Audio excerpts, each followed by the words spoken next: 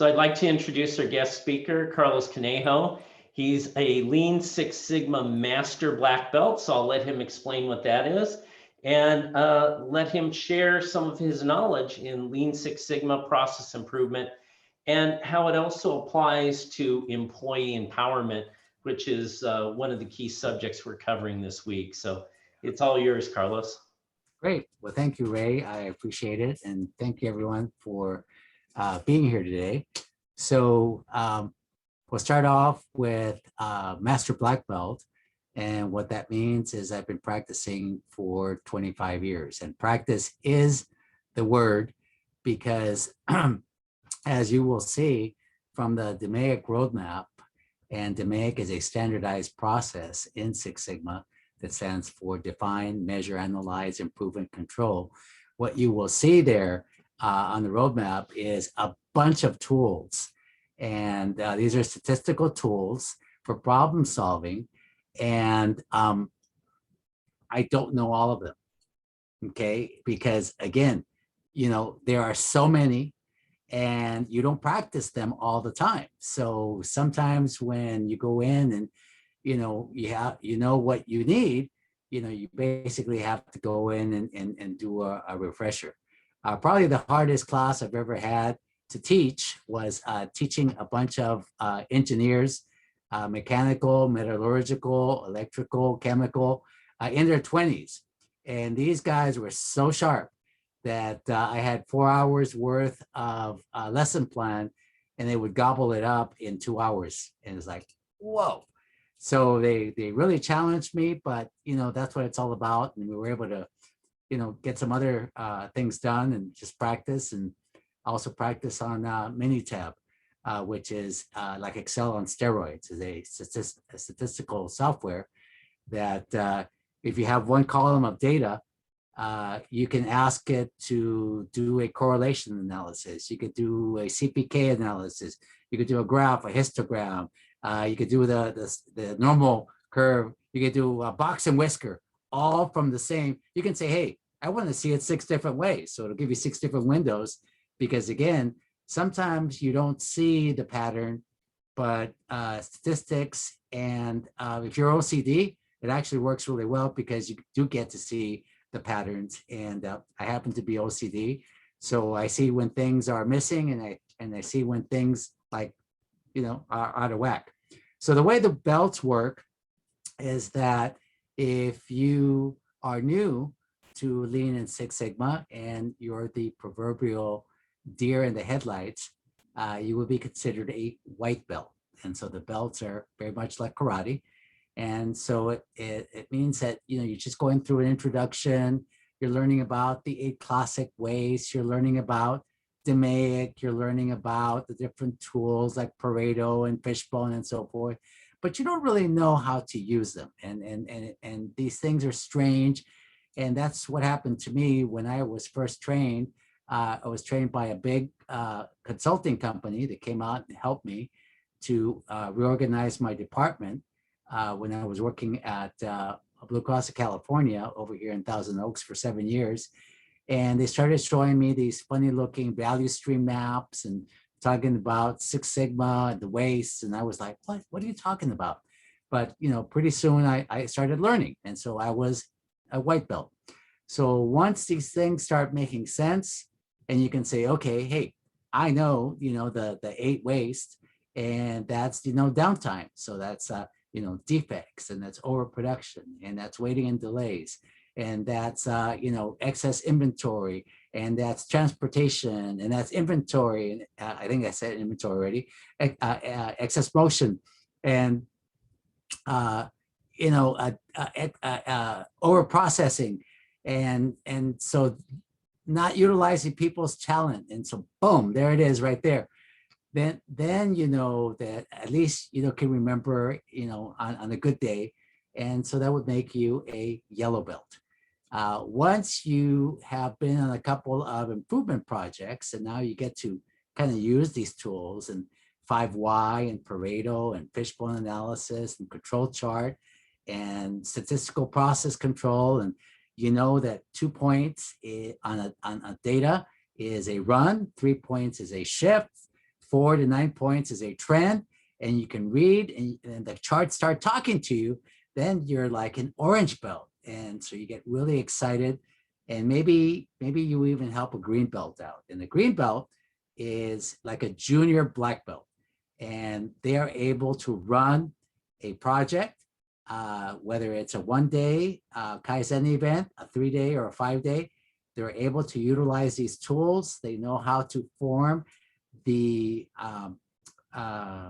project charter. They understand the roles and responsibilities, how to deal with team dynamics, and scope creep and negative team dynamics are the two things that mess up a project. And so again, the green belt would know how to deal with those, and could have several orange belts, but definitely knows how to run the projects. Then you get to be a black belt after you run several of those. And a black belt is a first step where you're actually responsible for financial gains of the Kaizen activity. So Kaizen activity is again, could be a Kaizen event, but it's other activity as well. A Kaizen event is a focused, again, 1-day, 3-day, or 5-day process. And people do nothing but focus in on that project to try to improve it within the limited amount of time. But at the black belt level, you are responsible for bringing in between $3 and $5 million of opportunity or gains to the organization in a year's time. Then you practice for about 5 or 6 years, and then you become a master black belt. And of course, there's tests for all of these levels. And so at the master black belt level, you're responsible for bringing in 10 to 20 million in opportunity or gains to the organization. Now, last year, I found out that there's actually a new level that I never knew about called an executive master black belt. And so that is like the grand poobah that is able to really work well with executive teams.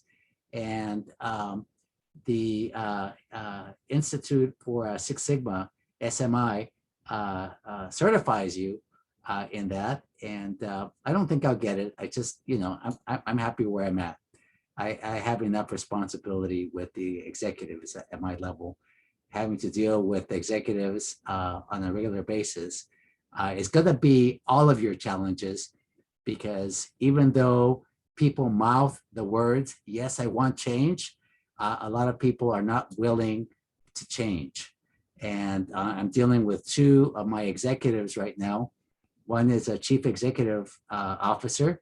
And I'll give you a perfect example. Last week, we're on the production floor, and rather than ask, hey, next week, can you guys give me an overview? And it just kind of let me know where you guys are at, so that we can run through the project management sheet, and we can start off at the top of your 4 hours with us, then we can all get on the same page. So instead of saying that, he says, well, you guys should know that, you should have the overview. That's the first thing to do. You guys should know this. It's like, well, it would be nice if you asked, right? So again, that kind of personality, you kind of have to wear your Teflon vest, because it's just very in your face. And so this week we said, okay, hey, so-and-so, we're going to, at the top of the hour, we're going to give you the project management status, and we're going to let you know. And, so-and-so here is going to run through the Kaizen newspaper. And he's like, oh, okay, good. So, on the other side of the coin, I've got a owner that, again, is a traditionalist in his 70s, and there's no way he's going to change. And he's the traditional command and control. I pay, I say, shut up and do it my way. And oh my God, and he expects people to transform. Yeah, I don't think so. He's going to have a hard time. His people just won't put up with that nonsense. And the I pay, I say. So we're working on getting the team to work together, and we're working in the cultural transformation. And so let's get into the slide so that you can understand, what we're talking about here when we're talking about Lean Six Sigma. Ray, am I able to share? Yes, you are. Go ahead. Okay, good. So here we go. All right, good. So there we go. One of the things that Lean and Six Sigma helps us to do is to think holistically about the organizational maturity.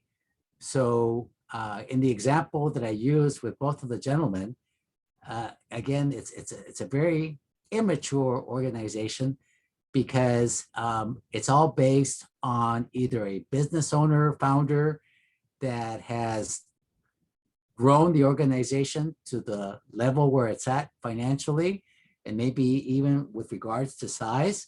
But with regards to established processes, they're very immature. With regards to sharing leadership, they're very immature.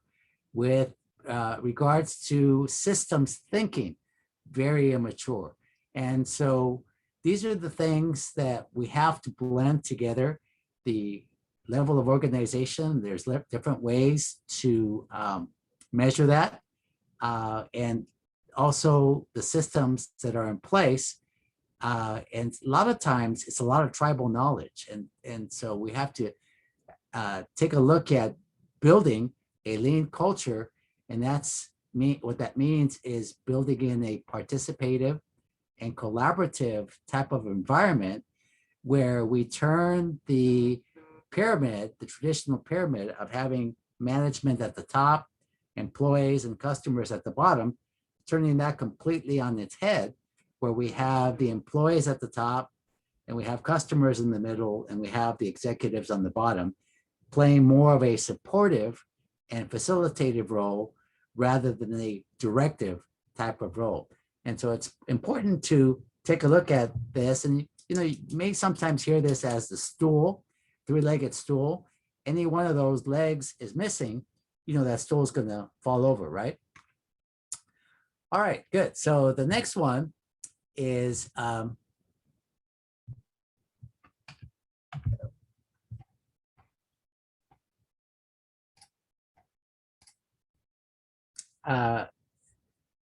next one we need to talk about the old economy. And the old economy, even before COVID, was that we made a great profit. And again, it could be an online apparel company, which I'm working with one right now. My product mix right now is I'm working with an international online apparel company. I am working with a global high-end mattress manufacturer.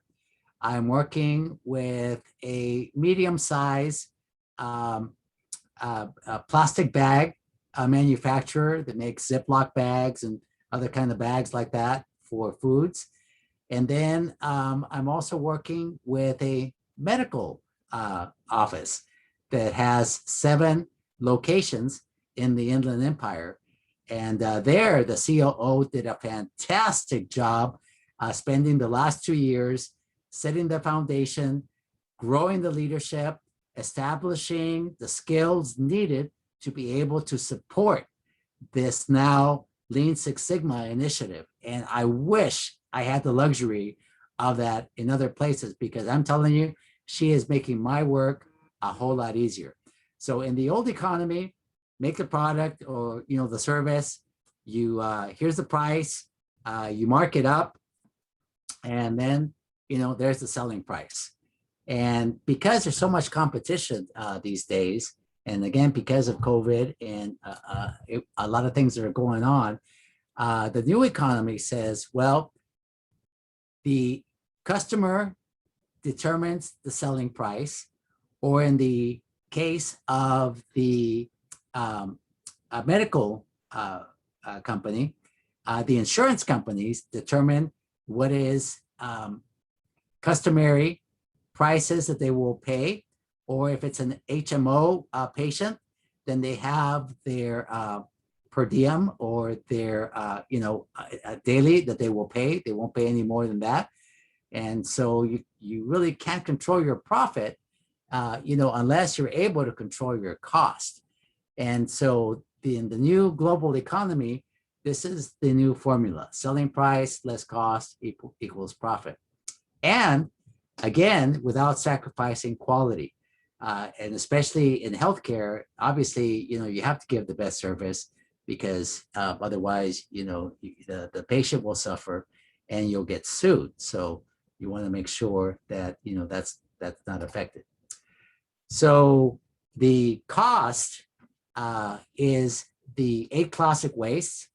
And here you see a classic of, Lucy and the Chocolate Factory. And the 8 classic costs that we have to control are defective product, overproduction. In this case, you see a lot of overproduction, and there's no way to collect this overproduction. And so, we're just going by the wayside and going into both Lucy's and Mrs. Mertz, I forgot what her name is, into their mouths. Waiting and delays sometimes for paperwork, waiting for approvals, waiting for jobs to be released, not fully utilizing people's talents. And, again, in the places where the owners or management is more directive, because they pay and they say, and nobody else can do it, better than them, they stymie the talents of people. And, I was always taught that the newest person knows something the rest of us don't know. And so we have to find out what that is.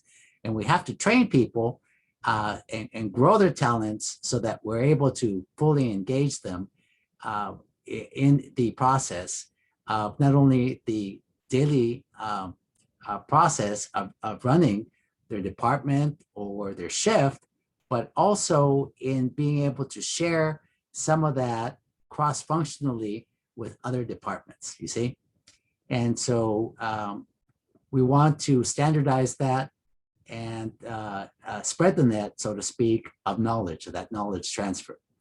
Excess transportation, moving things back and forth using conveyance devices, a forklift, a pallet jack, conveyor belt, rollers, overhead conveyor, whatever it is, that would be considered excess transportation. Excess inventory is having more than what you need. In the office, the excess inventory would be the in bin. And so you're working on multiple jobs rather than just focusing on one job at a time. And the jobs that you're not working on, putting them in a drawer, until such time as you're ready to work on the next job. And so you could be working on multiple jobs, but only having one job in front of you at a time.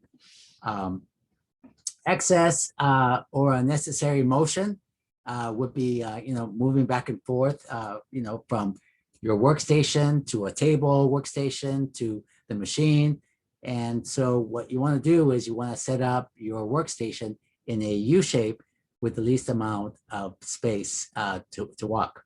And then extra processing. So adding more steps than what you need, drilling a hole because you couldn't afford a die with the right size hole, and things like that.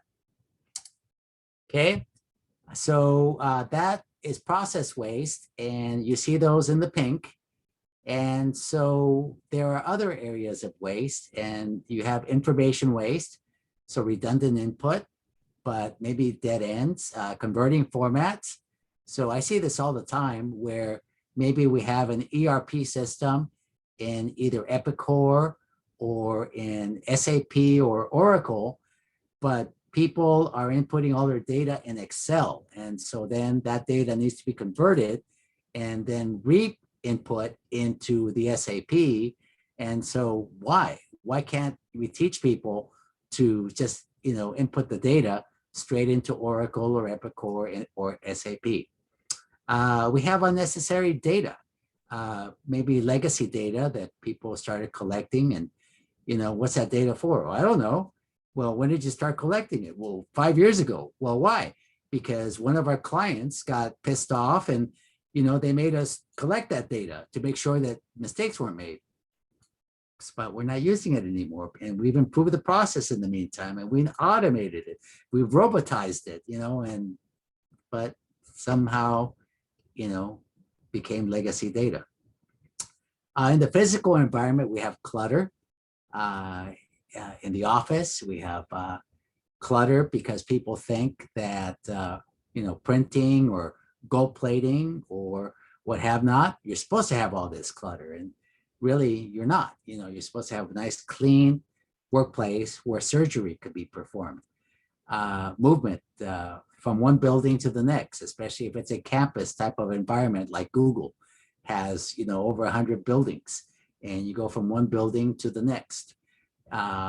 People waste, unclear roles and responsibilities is probably a big one. Authority or accountability. And then we have supervisors and managers or directors that say, well, they give me the authority, but they don't give me the accountability, mostly because they're not willing to take that accountability. So tomorrow, one of the things that we're going to do at the mattress place is we're going to have the department heads come up to the office, and they're going to report out what they've been doing this week. And so we gave them assignments, and rather than just come in one at a time, they're going to come in together. So we're going to have a little peer pressure. And so we're going to start developing their accountability. And we're going to say, well, did you complete your tasks? Why or why not? What do you need? What resources do you need? Why weren't you able to complete your task? And so, again, we're approaching this in a collaborative way. The traditionalists would, I'm going to hold their feet to the fire. Well, people turn off. They don't want to work for a jerk like that. They want to know that, again, what they're doing, even if they don't know, is going to be supported. And by golly, if I don't know, help me out here. Give me the resources, give me the knowledge that I need, give me the, computer software so that I'm able to do a good job for you. Probably 99% of the people want to do a good job. And so they just don't have the tools, or they have the knowledge, or they don't have the support from management to do it. And maybe they have a lack of training, you see. And so again, we have to give them that training, but in a manner that is respectful, that is going to fully engage these folks, because otherwise we're going to have underutilization of talent, because what's the use? I'm never going to satisfy him or her, and I'm always going to get slapped around. And so why the hell, right? And then pretty soon we wonder why they go and look for a new job, and why they diss us on, Glassdoor. And, again, that's not a very good place to work. All right, so let's talk about, besides the 8 wastes, let's talk about Moody, Muda, and Muda is what we just talked about, the 8 classic wastes, but Moody is overburdened. So the classic, feast or famine, where, at certain times of the day, because we've been batching, or because we've been, processing, and everything gets shipped at the end of the day, all of a sudden, maybe accounting, or maybe the loading dock gets overburdened by the 5 o'clock rush. Mura is unevenness, and you see the guy here on the roller coaster. And so because of, orders coming in, or the time of day, so like a restaurant would be a good example of unevenness. We have the peak hours from 11 to 1. And other than that, it's kind of catch as catch can. So you have to base your restaurant production on that time. And I did some work for Jollibee Foods, which is the largest food franchise in the Philippines, back a few years ago. And so the takt time, which is the customer demand, we took for that 11 to, actually, in their case, 2 o'clock. And so we were able to figure out how many people we needed at that time, how many meals we needed to get out, and how fast we needed to get them out during that time. And time is in any organization's single best indicator of competitiveness. If you're able to respond to the customer demand, okay, for either short lead time or an extended lead time, then you're able to be competitive. Now, in an extended lead time, what I mean by that, and then again, I used a short lead time for a restaurant, right? You got, probably at lunchtime, you've got 7 minutes at the most to get that lunch out. If you don't do that within 7 minutes, the customer really starts getting edgy and complaining. Some places it's within 2 minutes. At a Chipotle up in Santa Barbara, I am able to know how long I'm going to stand in line because their process is they're processing a person every 2 minutes. So if there's 9 people in front of me, I know I'm going to be waiting in line 18 minutes. You see, but once I order, I know I can get my meal in 2 minutes. You see, that's a great process. For a long process, the A380 takes 800 people, 80 days. Okay, 80 days to make a large flying airplane. And again, it's not 81 days, 80 days. And so by 80 days, you're already working on the next one. Apache helicopters in Tempe, Arizona, 5 stations, and each station is 2 hours. So you get an Apache helicopter out every 10 hours. Okay. So competing in today's marketplace, we have to reduce the setup time for machine, for assembly, but also for new product introduction. So if you're not offering widgets, but if you're offering transactions, if you're offering an app, online app, then the new product introduction is a cycle that you want to reduce so that you're able to not only be first to market, but also be first to profit because you've taken out the waste out of it. If you are a manufacturer, then your manufacturing cycle time is going to make you more profitable and more responsive so that instead of 10 days to manufacture whatever it is, you can cut that down by 50% to 5 days. And we use 50% as a first level target because the rule of thumb is that any process that previously has not been improved or taken a look at for quite some time has at least 50% of waste built in. We want to get it down to 1 day eventually, and that could take time. And so Kaizen or Lean is about the plan, do, check, act cycle. And so you're doing that iteration over and over and over again and honing and honing and honing on. If you look at the circle that I'm illustrating here, it's getting tighter and tighter and tighter. And again, that could take years. So on a cultural transformation roadmap, usually we take a look at the first 3 months, the first 6 months, the first year, but really to really make it stick, we're looking at 3 to 5 year plan with regards to changing the culture of any organization, and especially a culture where you have a business owner that has been used to being directive and dictating changes versus allowing the changes to be what's called emergent and organic, okay?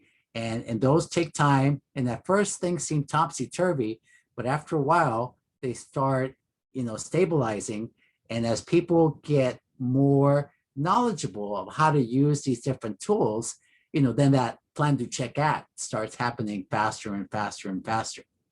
The information flow also is a time where we can reduce product development time and delivery time.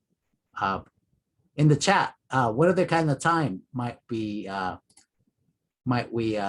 take a look at?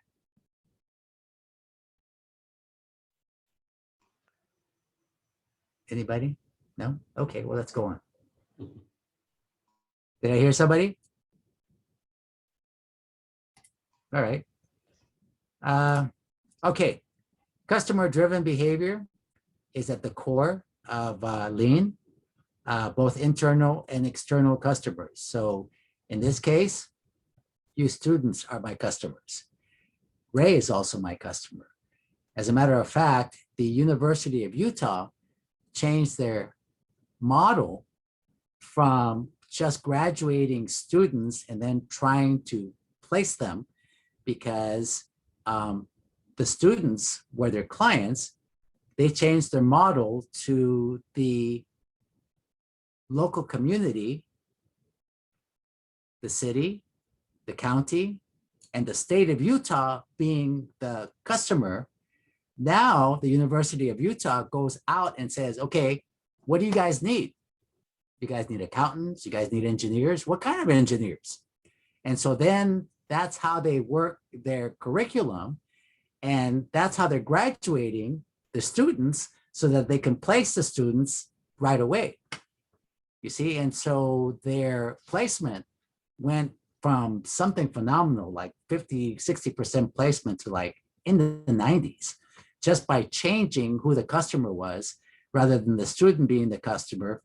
The economic development of the local community, city, state, county, totally changed that paradigm. So we want to also continuously focus on the employee, so that we're continually training and developing facilitative leaders, continuously improving the process, and then again, eliminating waste and shaving that waste and tweaking that waste. And again, you're never done. That's why it's called continuous improvement.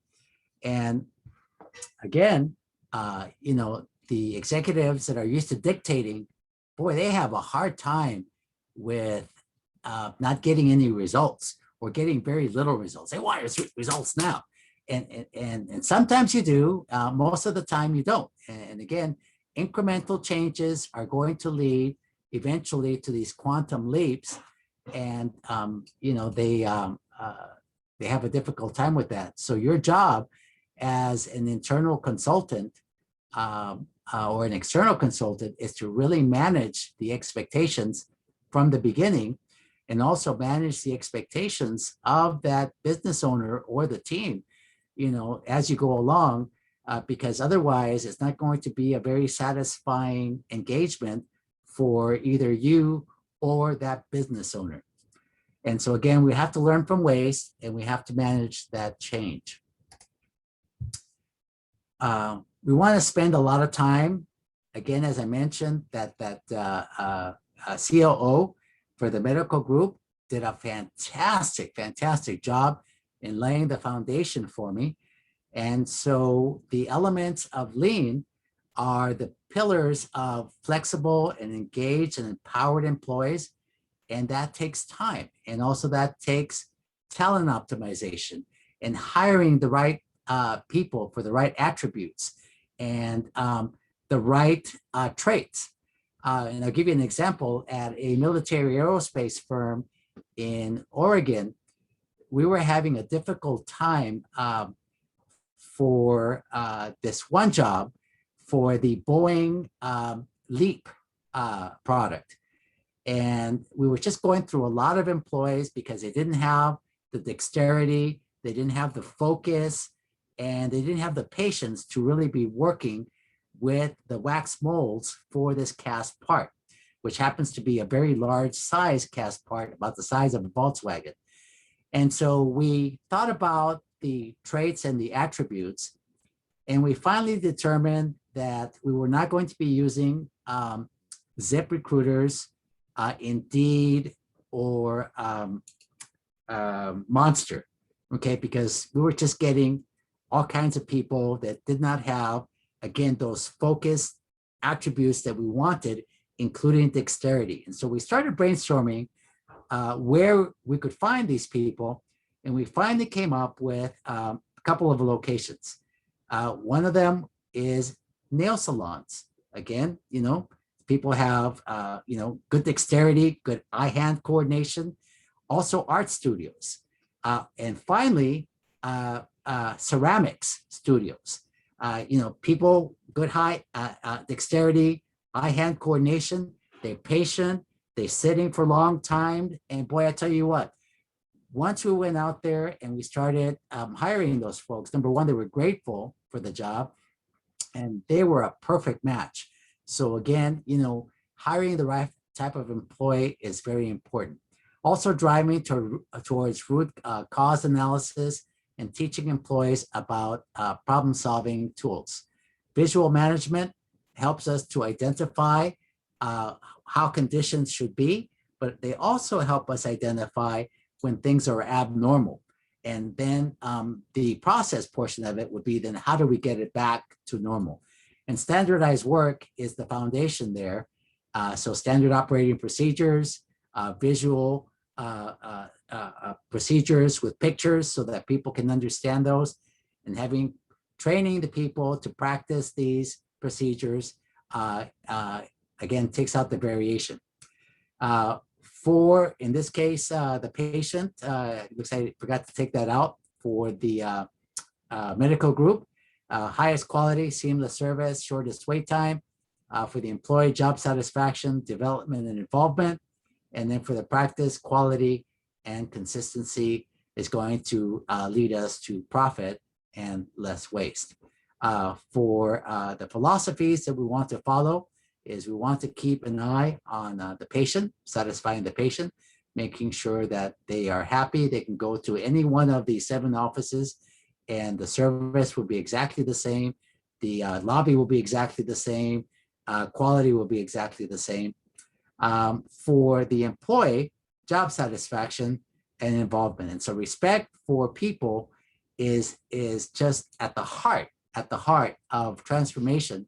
And again, a collaborative leader will be able to ignite that from the employees. A more traditional type of leader that again is used to that command and control is not going to have a lot of respect for the people at first, right? So again, we need to grow that. And if that person cannot change, we need to get that person an executive coach. If we cannot get that person to change, maybe have them reduce their time coming into the office. If that person cannot change, then maybe we need to hire somebody to take that person's position. And in some places, we have hired CEOs and presidents in order to take over because that person was not able to perform that task. And because of their command and control type personality, they were driving the business into the ground and alienating the team. And so again, they still win because, they still have their organization and are still able to grow it and run it, or eventually even sell it or be acquired by somebody else. If they can get beyond the ego of having to be in charge, then we're able to manage that aspect. But it sure makes it difficult. I'm telling you, really makes it difficult. I've worked for CEOs that have been really collaborative and really cooperative. And I love working with those type of folks because it's just, it makes it so much nicer. I'll give you an example of a great CEO over at Procore in Carpinteria. And they basically own the market for construction software. I happened to be getting a tour over there by one of my colleagues, and I was in this corner office overlooking the Pacific Ocean, and in walks their CEO in a t-shirt and shorts, and it's like, hey, who are you? I said, oh, so-and-so had to leave for a phone call, but they left me in your office, just kind of take a look around. And he looks at me, big smile, shakes my hand and says, hey, so how do you like the view? What questions can I answer for you? What would you like to know about our organization? It was like, wow, this guy is really collaborative, no ego, just love it. And of course, that testament to this organization growing as tremendous as it has been. All right, so tying in goals and objectives to the organization's values. Values are the behaviors that we want. So open and honest communication, collaboration, integrity, teamwork, sense of urgency. These are the behaviors that drive the culture to where we want that culture to go. And the more that we can amplify these, the faster that transformation will happen. Okay. So in the lean management system, the right next steps might be developing guides within the organization and setting up a steering committee that would drive the initiative. And the local team leaders would identify who the change agents are in each of the offices. And maybe we start developing these coaches, these mentors. We have an all hands kickoff. We have focus groups to ask the people what they think about the upcoming change, so that by the time it hits, it's not a surprise and they don't have any, unfounded thoughts about what's going on. They knew immediately because we've taken the time to ask them for their opinion and their fears and their objections and so forth. So I'm not going to read all these. And Ray has a copy of these. These are available to you. I'm sharing these with you freely so that you can understand all of the things that need to be put in place for the process, the people part, and the plans. Well, and I love the fact, Carlos, that you're not only talking about the tools of lean and the process, and later on getting into, the analysis part, but all of those things can only come together with incredible fit and buy-in from your team. Absolutely. And how important it is to get all of those hearts and minds on board so you can implement these processes. And again, everyone has a voice in process improvement. You can have the best product, you can have the state-of-the-art machines, but if you don't have the right people in the right jobs, with the right attitude, game over. So performance has to do with, again, lean tools, Kaizen activity, standard work, all the things that we talked about. Process is the daily management of that process, making sure that you have your morning huddles to talk about not only what's going to happen today, but what happened yesterday. What do you think happened? What can we do about it? Collecting the Pareto data, cause and effect data, and so forth. People, Ray touched on that, very important to continually develop people. And then the plans. What is the strategy deployment? How are we going to measure our success? Are we moving in the right direction? Are we standing still, or are we backsliding? Again, we must measure every single day. What gets measured gets done. Quality is a given. Without quality, we're out of business. Without people, we're out of business. And then finance. Again, how do we control, the cost of goods? And then how do we keep the learning and the growth happening so that we're able to then use that as a competitive weapon? Go ahead. Sorry, and one of the things I wanted to highlight that you said several times now is that whole idea of it's continuous, right? This process never stops. And as you said, with the circle getting tighter and tighter, this agile process keeps going, and you keep refining, and you keep getting feedback. Yeah. And that's so necessary to staying competitive. Yeah. And by the way, as the change leader, you go from the change agent. So 15 years ago, I was at the Wilbur Curtis coffee maker companies. You'll see their coffee makers, commercial coffee makers in people's offices, but you'll also see them at Starbucks, Circle K, AM/PM, Chick-fil-A. And I've been there, over 15 years, but now my role is different. It's not so much as far as driving the change, so far as now really leading different teams and leading the work of different teams so that they were able to accomplish more, okay, which is really exciting. And you walk into that place and it's like electricity. It's amazing. And people adapt to changing environment at the neurological level. So, you can't force people. And so being able to touch something in people to make them change intrinsically, knowing that the tools that they're learning are not only going to help them at work, but are also going to help them personally and in their family life, is one of the ways that people change really rapidly. Also, you need to then change the language to integrate the biological aspects of it. So more of a collaborative language, helping people understand that it's emergent, celebrating mistakes. Holy cow. I was at one organization for, well, I still am, for about 20 years. And actually 20 years ago, they gave me line of sight to what I was going to be doing in 2013 and 2014. In the year 2000, they told me in 2013, 2014, you're going to be teaching leadership classes to our middle management. I was like, what? They have that, line of sight? Holy cow. So one of the things was celebrating mistakes. And at the end of that leadership training, the CEO came on and he told people that it was okay to make mistakes.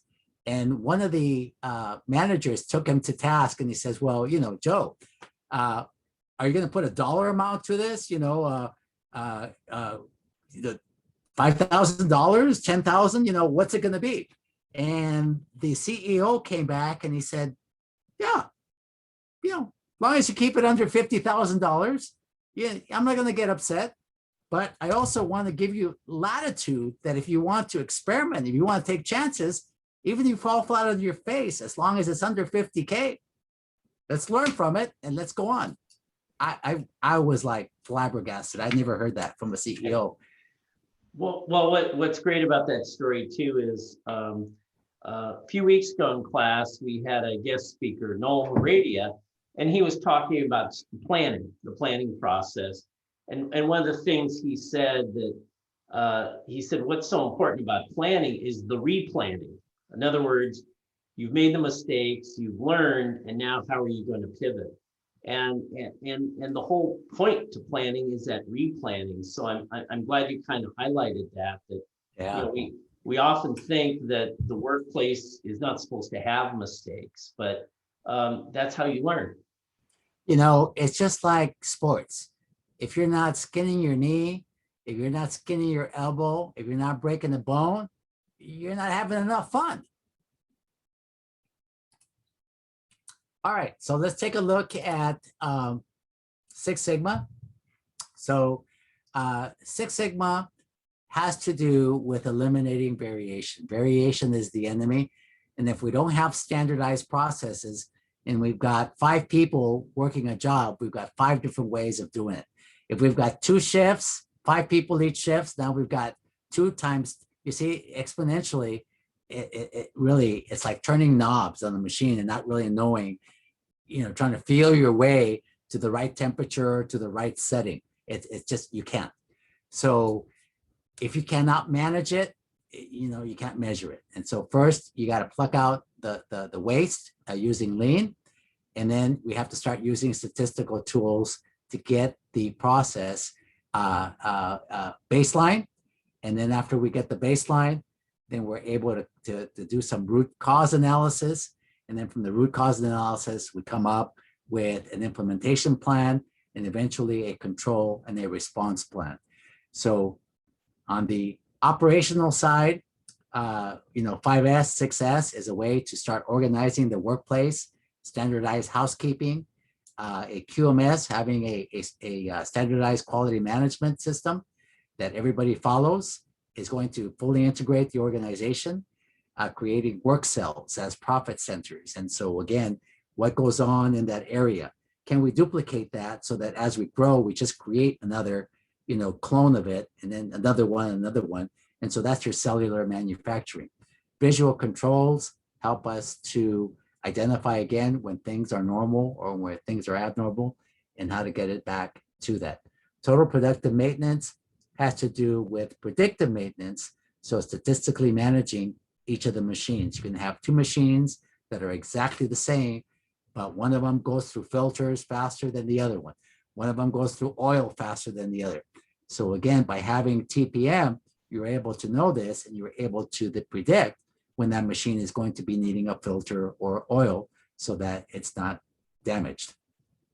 Just-in-time production, whether it's in the office or whether it's on the production floor, helps us to create a continuous pull. So, instead of just pushing things to the next downstream client, we wait for the downstream client to say, okay, I'm ready. Okay, I'm ready.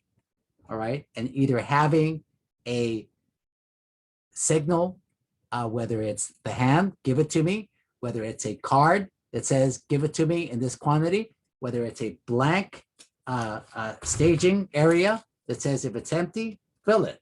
If it's full, slow down. Empty, fill it. You see? And so again, that's a visual control that creates a pull system.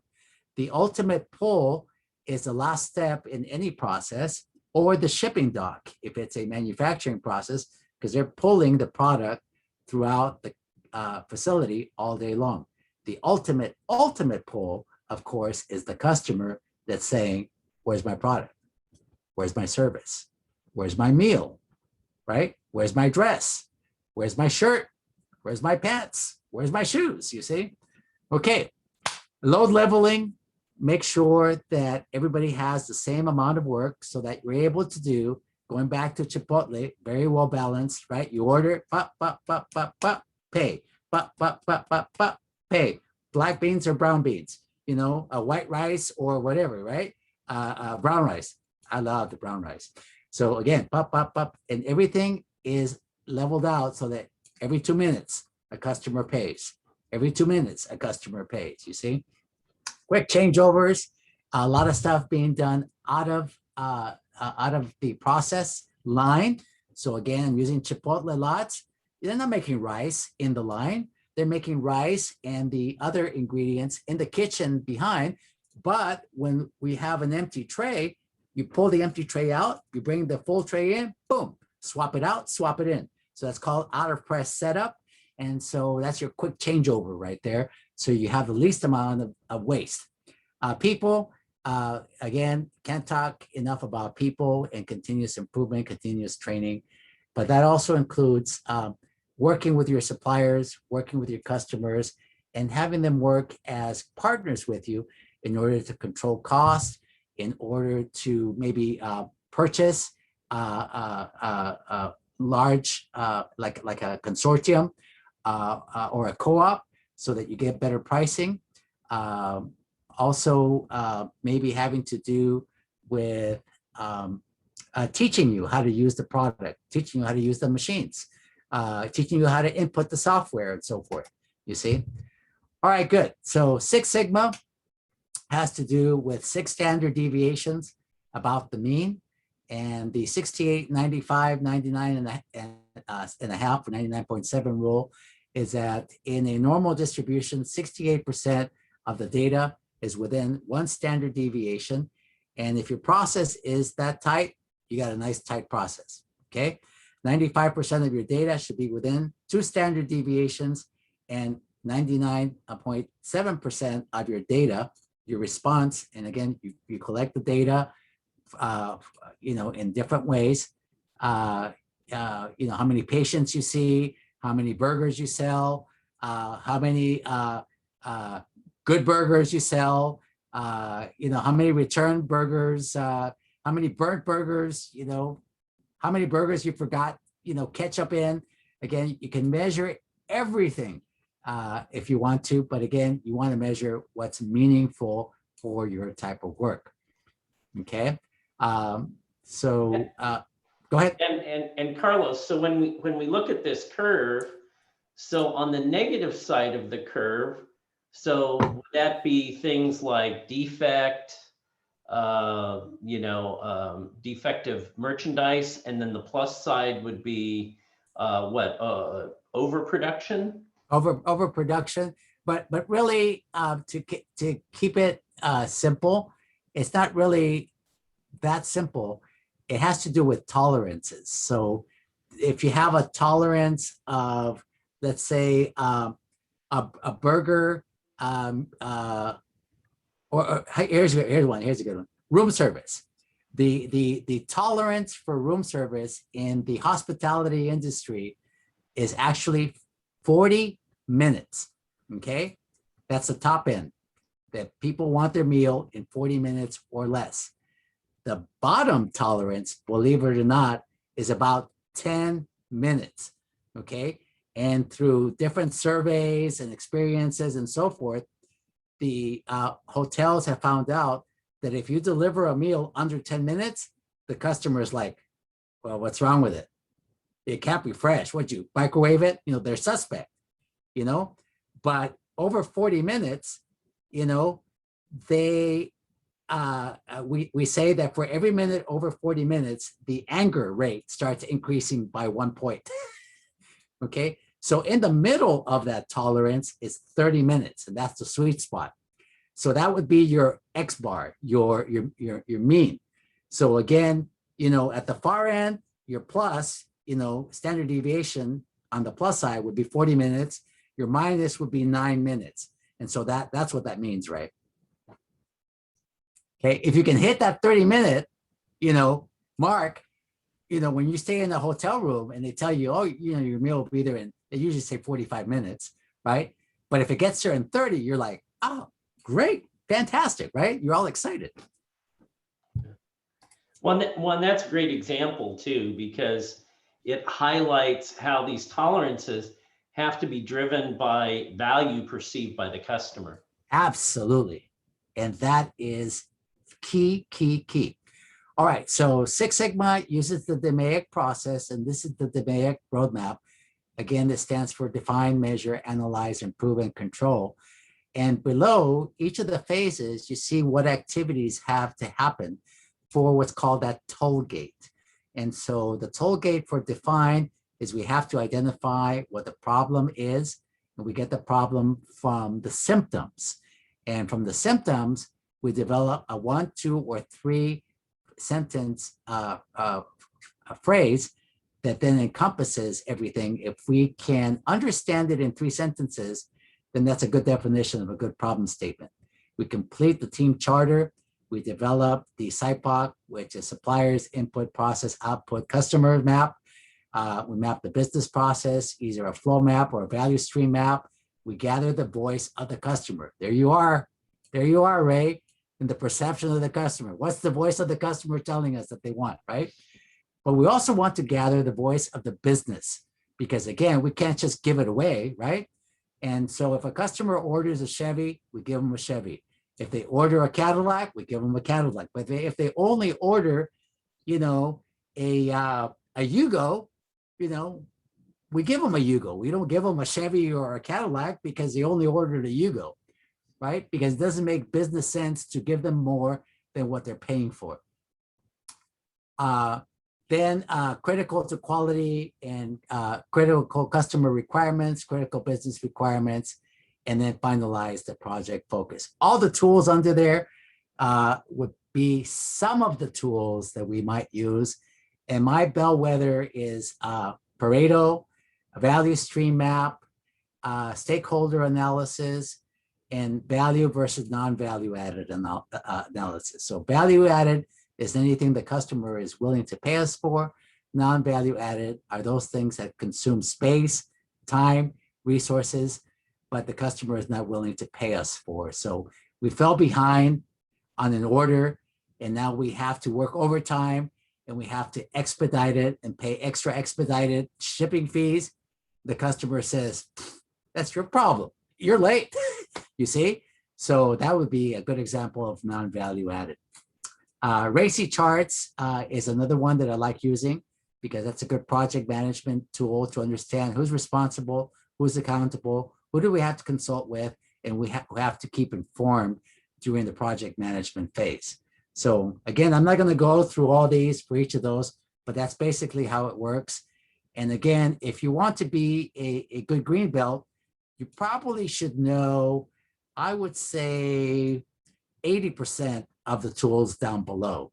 If you want to take a look at, you know, the body of knowledge for a green belt from the American Society for Quality website, you'll find that you pretty much have to know 80% of these here. I know about 80 and 90% of these. I don't use 80 or 90% of these, but again, I can talk to you about these. I know what they are. I know how to use them. All right, so in the DMAIC improvement process, the Reader's Digest version of that, or the GIF, I guess, to be current, the GIF version of that is you want to define the opportunity for both critical business drivers and critical customer drivers. Then we want to measure where we're at. So again, the baseline, understand the process and its performance, CPK, PPK, analyze for key factors. You know, X is a function of Y, means what's going in affects the output.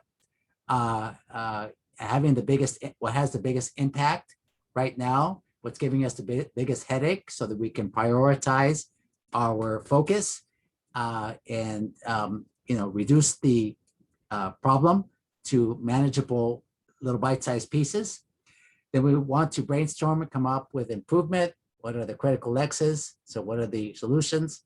And then implement a solution plan and control plan that puts it under statistical control in a response plan. All right. So this is a DPMO chart. It stands for defects per million opportunity. Basically, if you had 12 defects this month in an area, and let's say that you sent you know, 1,000 pieces out, you would divide the 12 into 1,000, and whatever fraction you get, you would multiply times a million, and you would get your DPMO. So you know, that would give you a maybe let's say you missed 66 defects out of 100, and that would give you a 6,500 defects per 10,000.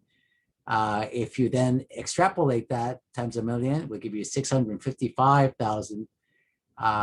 The success rate means that you're only, you know, 34% quality, which is lousy, right? And so that would make you a 1.1 sigma.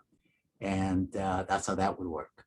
At 95%, do we have 95? No, but we have 93.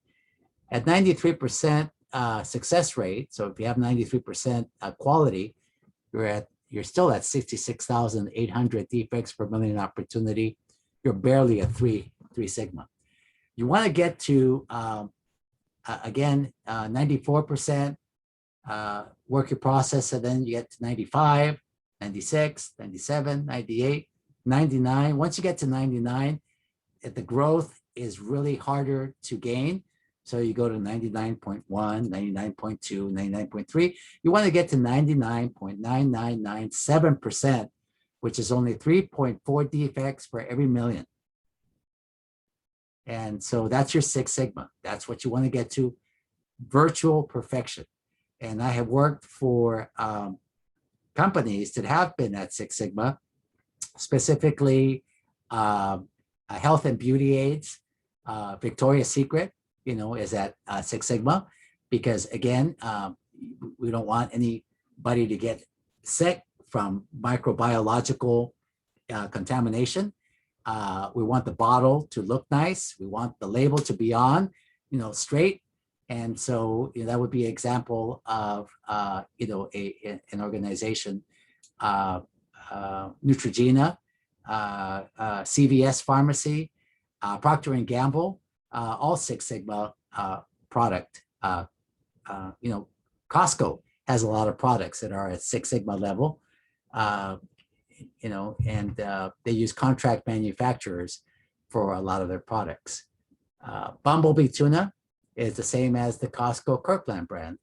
And when I was working for Bumblebee tuna, we actually slowed down the canning machines from 600 cans a minute to 485 cans a minute, so that that prime albacore tuna that Costco says is highest quality just goes in there so nice, doesn't get mashed. It looks beautiful when you open the can. And so again, you know, we give them more because, you know, they pay a little bit more, and that's at Six Sigma. All right, good. So 10 commandments of continuous improvement. Got to open up your mind to change constantly. We don't say it can't be done. We say, well, yes, if, or we say how. Because again, if people thought that way, why the hell do we need lights when we got gas lamps? Why do we need automobiles when we need horse and buggy? You know, why the hell do we need, you know, a nice, you know, Samsung or iPhone when we got a laptop or a desktop, right? So we continually push the envelope to think about, well, yeah, we could if, right? Or, well, don't know how now, but let's figure it out, you see? Also, never attack people because, you know, we need people to work together, and a fully engaged organization is more competitive, according to Gallup Harvard study, says makes you 147% more competitive than, you know, the guy that's, you know, as Ray says, don't be that guy, right? That's the dictator. So if you involve your employees, you know, they're going to be more productive. And again, seek simple solutions for your first time around. There's a saying in this business that fast and crude is better than slow and elegant. Okay, there's plenty of time for slow and elegant, but again, just get it done, change it, you know. So if it doesn't work perfect like not right now, let's get it to the next level. Go, go, go, go. You know, stop, fix problems, you know, have the pull cord so that mistakes don't get pushed on to the next level. And in my business, we also say, I don't make mistakes. I don't accept mistakes. I don't send mistakes or defects, you see? And so again, we help hold the operator to those three things. Using creativity, again, crude, rather than fancy. You don't need fancy machines. Just get it done. You know, do you know, a crank press instead of a pneumatic press. You know, use Excel if you can't afford a ERP system. Use QuickBooks if you can't afford an ERP system to start, until you have enough money that you can grow to that, you know, next step. Problems are nothing more than opportunities.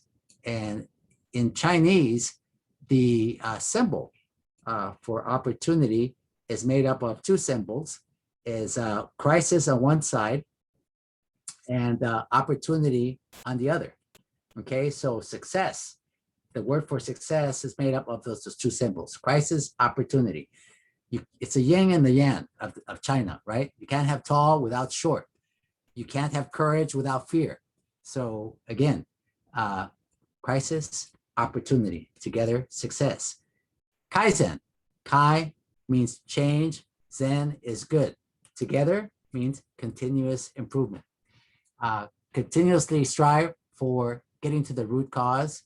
And remember, it's a team effort. Together, everyone achieves more. You know, more heads are better than one. Okay, so I think I used my full hour there, since, you know. Well, Carlos, I'm wondering for a moment if you can go back to your slide that had the tools, the different phases right there. Perfect. One of the things I want to highlight, and the reason in this class we're talking so much about the Lean Six Sigma tools, is you have these set toolboxes for each phase of defining problems and measuring problems and analyzing and proving controls. And what's great about all of these tools is they can, as I said, be used in every aspect of operations management. So for example, in this class, one area of operations management is design of goods and services, right? Again, this approach can be used towards that. Managing quality, again, these tools can address that. Process and capacity strategy. Oh, yeah. Go ahead. by the way, on the designing, there's a little twist on the DMAIC process, and it's called DMADV. Okay, design, measure, rather define, measure, analyze, design, and verify. Oh, nice, nice. And then, in this class, we talked about location strategy. Again, Lean Six can be applied to that. Human resource and job design, the supply chain, inventory management, scheduling, maintenance. So literally all of those 10 aspects of operations management, these tools can be used to help manage through those processes while driving value. Because again, it's not just about managing operations, but it's about creating value, extra value in those. So that's why I just love how elegant this process is in outlaying the methods and the tools that you can use for the problem solving. And even better, everyone gets involved. As you said, everyone's Absolutely. trained and gets buy-in.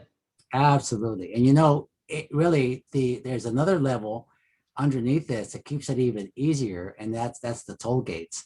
So under the define, the toll gates are that you have to get customer requirements for sure, you have to get a flow map for sure, and you have to complete a team charter to kind of set the wheels in motion and your roadmap to how you're going to approach the problem solving. Once you have those three, then you can move on to measure. And in measure, you have the baseline sigma. So you're going to measure what the operational performance is right now of the process. And then you're going to assign a DPMO to it, right? Defect per million opportunity. And then the last thing is you're going to collect 3 pieces of qualitative data. You decide what they are. And 3 pieces of quantitative data. You decide what they are. So they could be, accounting invoices. They could be ledgers. They could be bills of lading. They could be lab tests. They could be, again, 3 qualitative, 3 quantitative. As soon as you do that, the analyze phase says, okay, go to root cause analysis. So 5 whys, right? Why, 50 whys to kind of understand common cause versus special cause variation. And then the other one that I like is what is, what isn't it? What is it? What isn't it? So it's really simple. Yeah. So in right? fact, one of the things I did last week is share the 50 whys chart that turns into the Ishikawa graph. So yeah, we were talking about that in class as a great way. It's not only a great way of defining root cause, but it's a great way of getting buy-in because you've got your team members contributing what they think. And then what's even better is when you have, different teams coming to some of the same conclusions, Yes, and you can discover that. And that's called consensus, you see? And so that takes time. And again, it's going to be a better product because you actually went through the process, and whether it's lean, whether it's DMAIC, or any other type of problem solving standardized process like 8D in military aerospace, 8D is the preferred methodology. It's not about getting the right answer, and it's not about getting to the end, okay? For you guys, it's not really about graduating, okay? Although you're saying, God, get me the hell out of here, right? It's about the experience, the college experience. It's about the life lessons that you guys are learning through attending college. You see, it's the friendships that you make. It's the people that you're meeting, Ray, myself, and, other folks. And again, this is what is going to help you become more of a whole person, you see? And so don't rush, graduate, enjoy, savor it, and learn from all these different experiences that you guys are going through. Yeah. So at this point, Carlos, first of all, I want to thank you for your time and your knowledge, and Yeah, you bet. and I love the fact that everything you talked about you could relate to real cases. So I want to thank you for that for sure.